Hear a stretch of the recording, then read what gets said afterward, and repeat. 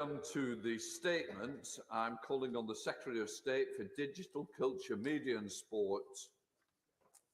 Secretary of State, Nadine Dorries. Thank you, Mr. Speaker. We have entered the 8th day of Ukraine's fight for survival.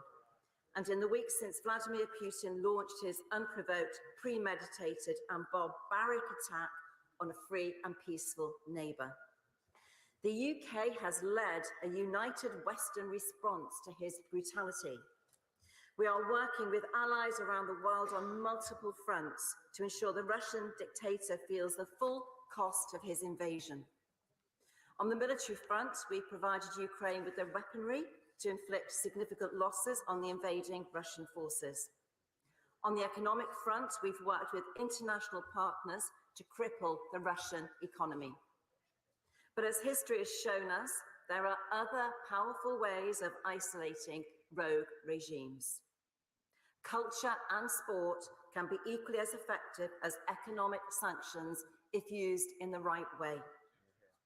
And so, in the last week, I've been working to mobilise the full might of the UK's soft power against the Russian state. And applying pressure, both publicly and privately, across the sectors to use every lever at their disposal to entrench Putin's position as an international pariah. Culture is the third front in the Ukrainian war. Earlier this week, I brought together governing bodies from across sport, and I made the UK's position clear. Russia should be stripped of hosting international sporting events, and Russian teams should not be allowed to compete abroad. Across sport, across the arts and entertainment, we're ostracising Putin on the global stage. The upcoming Champions League final and Formula One Grand Prix will no longer be held in Russia. Likewise, Russia has been banned by UEFA, by FIFA, by World Rugby, by the International Tennis Federation and International Olympic Committee. Venues across the country have been cancelled by upcoming performance by the Bolshoi and Siberian ballets. Disney and Warner have pulled their films from Russia.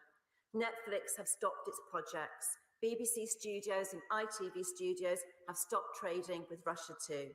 And Russia has been banned from taking part in the Eurovision Song Contest. Mr. Speaker, Putin is now suffering a sporting and cultural Siberia of its own making. And it will be causing the Russian leader real pain. Ask Ukrainian tennis player Sergei Stahovsky, who gave a very moving interview on the radio earlier this week. A few weeks ago, he was playing at the Australian Open. Now he's back in Ukraine, preparing to fight for his country's survival.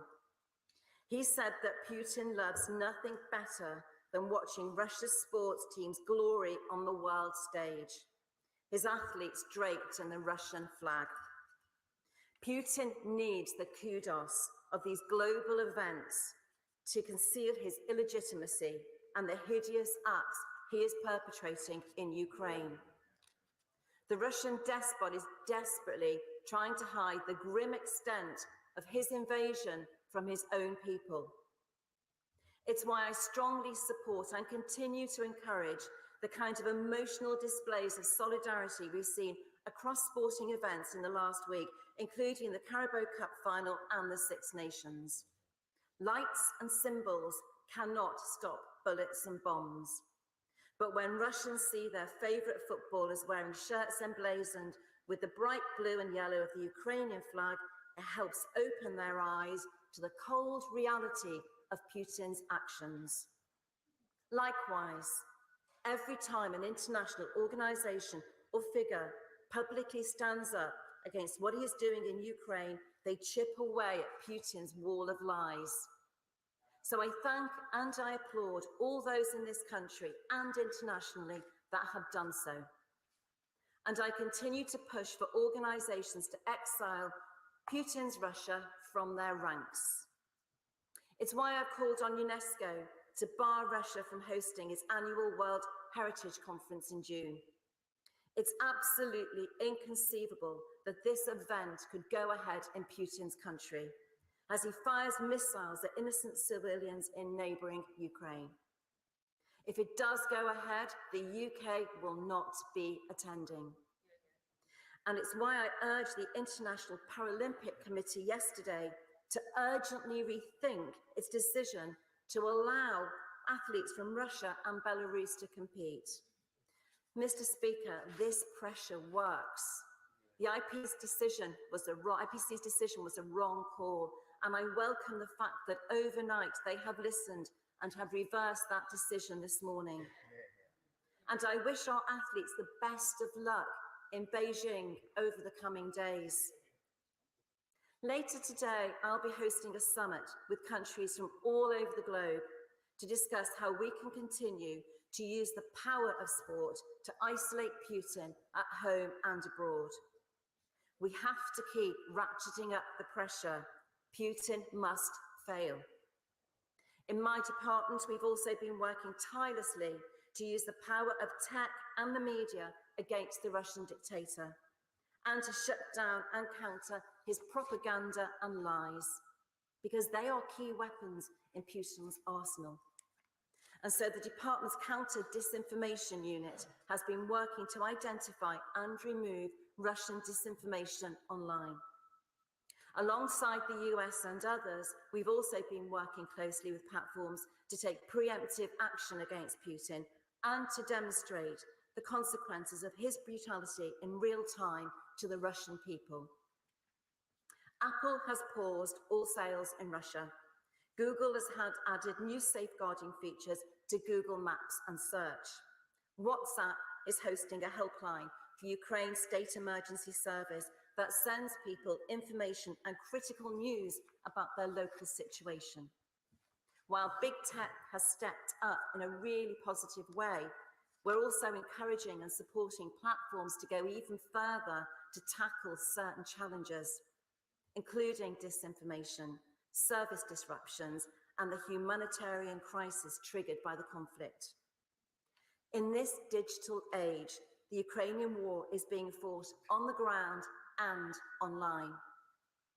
And so we need to use tech wherever we can as a force for good, to counter Putin's aggression, to expose his weaknesses, and to bolster the people fighting for their survival in Ukraine. Mr. Speaker, from the very moment Putin began his invasion, I was also very clear that he must not be allowed to exploit our open and free media to spread poisonous propaganda into British homes. Russia Today, RT's own editor-in-chief, called the network an information weapon of the Russian state. And that is why I wrote to Ofcom last week urging them to examine any potential breaches of the broadcasting code.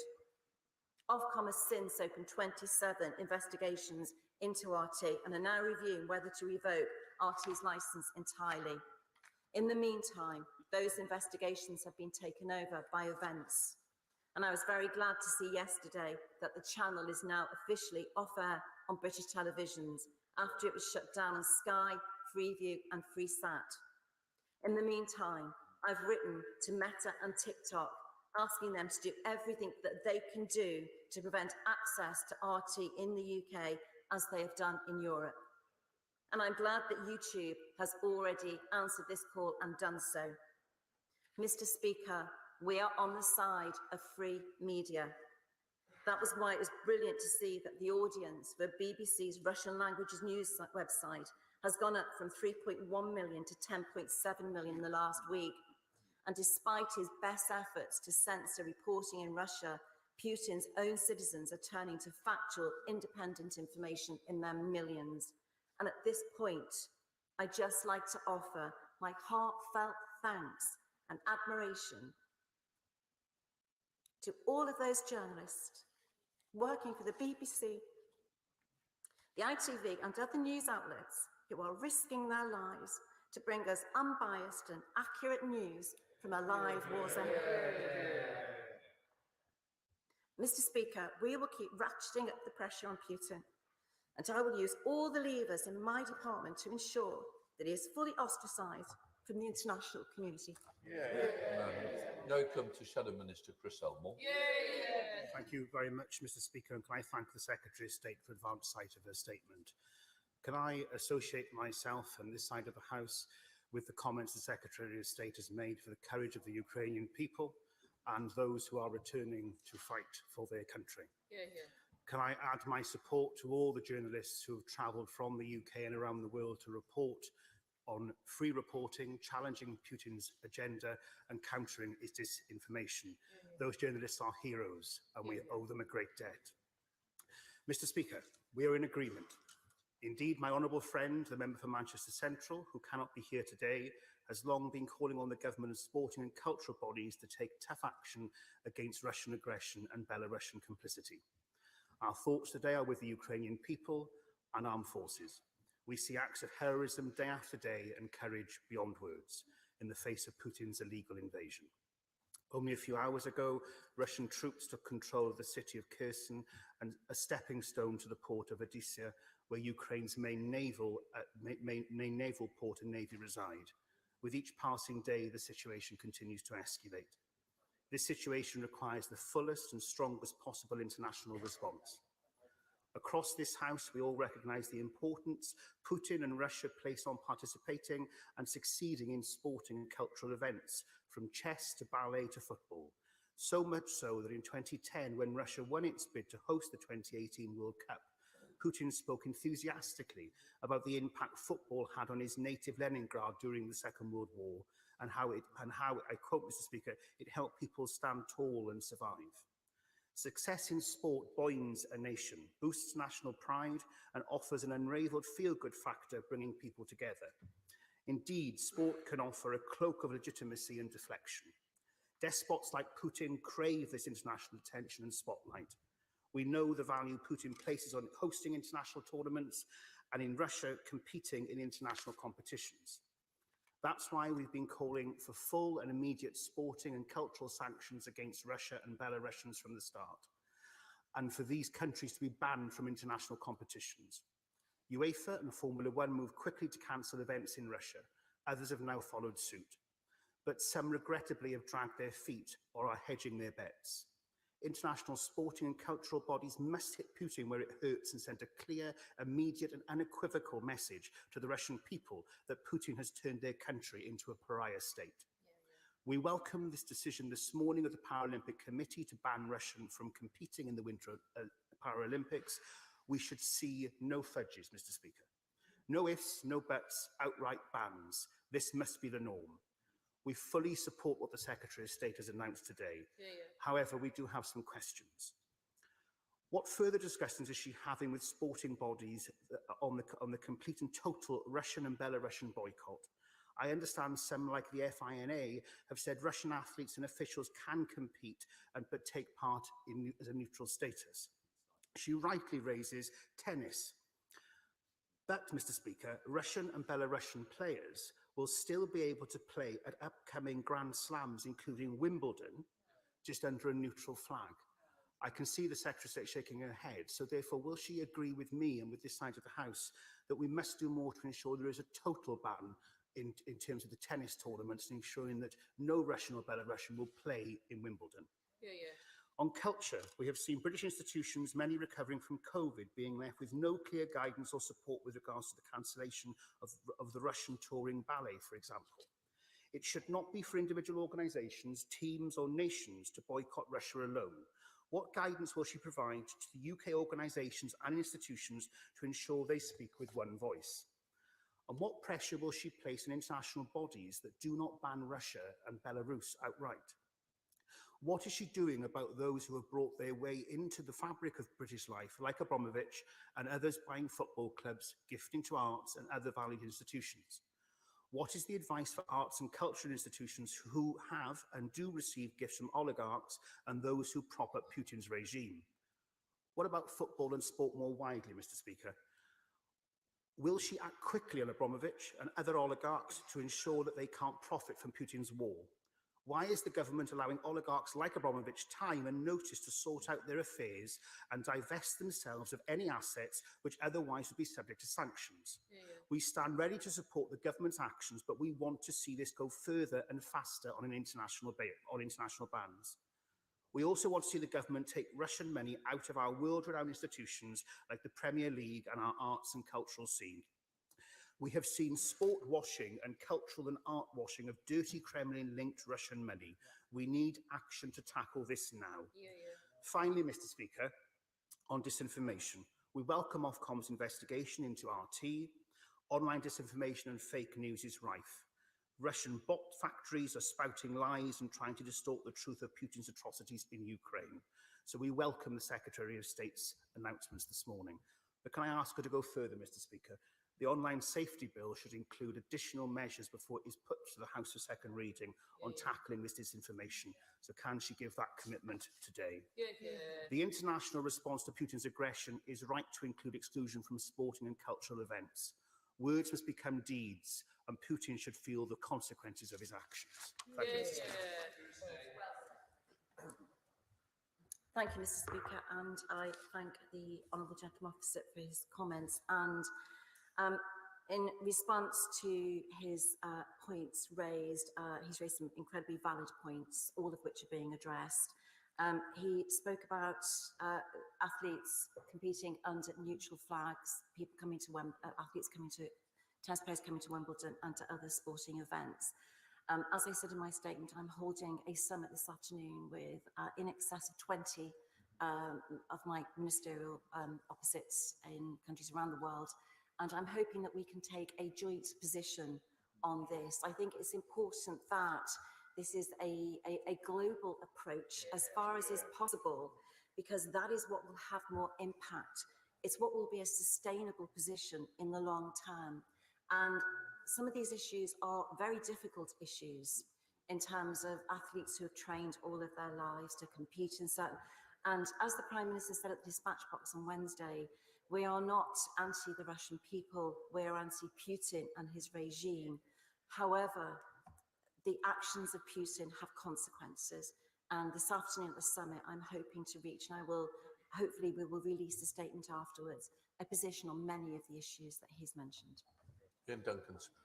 Speaker, I welcome my right honourable friend to the dispatch box. Can I just say to her, in line with her own brief, we know today now that US intelligence has made it clear that President Xi knew about the invasion before it took place. In fact, he has asked the Russians to delay their invasion so that it wouldn't affect the Beijing Olympics. The second thing we also know is that when the Russian 4G system was attacked and hacked and brought down, it was Huawei, based in Cambridge, that actually helped repair the system for the Russians. I simply say to my honourable friend, I hear that the government is thinking about a trade deal with China, and I hear that the government thinks that China can be an interlocutor with Russia. Can I just remind my honourable friend of the government that in 1940, a similar argument was advanced where Mussolini was going to be the interlocutor with Hitler. Churchill refused that. When will the lesson be learned? I thank my honourable friend for his points. Obviously, most of the points he's raised are not in my brief and I can't comment, but I'm sure his comments have been heard. We know. Issue, as I've said, we are holding an international. I can't comment on his assertion that the Beijing Olympics, where the invasion was held for the Beijing Olympics. I can't comment on that because I don't know that. But as I've said in my previous answer to my honourable friend opposite, we are holding an international summit this afternoon with world leaders in 20 plus, I hope, by the time we get to this afternoon, to reach a position, and we will release a statement after the summit. We now come to SNP spokesperson Chris Law. Thank you, Mr. Speaker, and I'd like to thank the Cabinet Secretary for advance sight of her statement. Mr. Speaker, last night people throughout Ukraine were once again subject to vicious aerial bombardment from Russian forces, and UNHCR has now confirmed that over 1 million people have fled Ukraine, with countless more displaced within countries. Mr. Speaker, I'd just like to urge the government again to reconsider its position, as we're not remembered for what we have done, we're often remembered for what we've not done. And so far, every country in the EU has opened its borders, and we are still arguing over that. This morning, Putin's propaganda machine was in full force with school children throughout Russia, who will be given a virtual lesson on, I quote, why the liberation mission in Ukraine is a necessity. Yet regrettably, this government's inaction has allowed the Russian state-owned Sputnik and Russia Today to spread Putin's lies into every home across our islands. It is, of course, welcome that RT is now officially off air on British televisions after it was shut down on Sky, Freeview and Freesat. However, this is not an action of this UK government. This is because of sanctions imposed by the EU. I've asked twice this week already and got pithy replies as to why we wouldn't do it. Why did we have to wait for the EU to take action before Putin's propaganda outlets were taken off TV here? Why is the UK government waiting for the EU sanctions to do their job for them? Mr. Speaker, Russian state misinformation has undermined the Western society's democracy and security for almost a decade now. The Cabinet Secretary today says we're in Ukraine's 8th day in fight for survival. That is not true. It has been 8 long years, and we've stood aside and let this misinformation be on our television stations and other radio channels every single day during that time. 2 years on from the Russian report, no action has yet been taken on misinformation and Russian state influence in the UK. So does the Secretary of State not agree that failure to act on Russian misinformation and influence over the past years has left the UK less able to respond to Putin's aggression now? And finally, it's clear more needs to be done to counter its effects throughout society, and it must be done now. So what steps is the Minister taking to crack down on Russian state disinformation online? Thank you. Well, Mr. Speaker, I don't think the Honourable Gentleman was actually listening to my statement. So we have been very strong in leadership right from day one, from the day Putin launched his illegal action. And in terms of, you know, Mr. Speaker, it's not the case that all roads lead back to Brexit, particularly in war. The reason why we as politicians are not able to control the free press in the UK, and that is a good thing, but all the organisations, all the companies which operate the infrastructure and the network which streamed Russia Today are based in the EU. And therefore, the EU, quite rightly, were able to use their sanctions to close down that network of companies and the satellite they used, which was over Luxembourg. It is not the case that Russia Today is streamed into British homes. As a part of concerted effort and discussions, Russia Today is no longer streamed into British homes, either via TV, Sky, Freesat or Freeview. And as I said in the statement, we have contacted both Meta and TikTok to implore them to stop streaming Russia Today via their own online platforms. It is my absolute position that we will not stop until we have persuaded every organisation based in the UK or not that it is the wrong thing to do to stream Russian propaganda into British homes.